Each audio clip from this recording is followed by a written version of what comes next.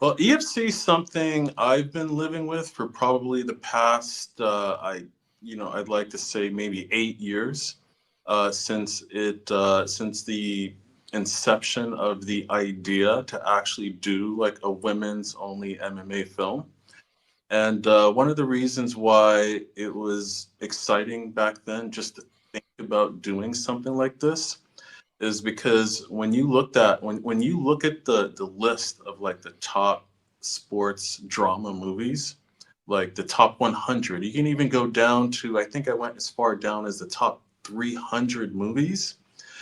There was no women's mixed martial arts film at that time, and it kind of makes sense because women's.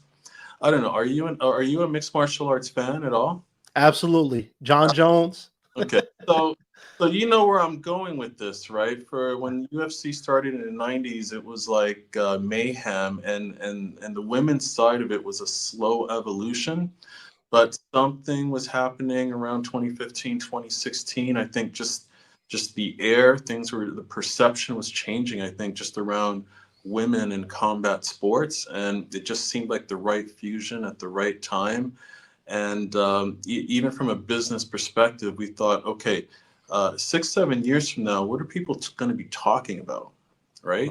They're probably going to be talking about women's mixed martial arts. And it's been great just to look back to see when we had the concept or the idea, what happened after that, right? Because there's a Right. few that came out, like Halle Berry came out with Bruised after we started talking about it, which we were really excited for her, right?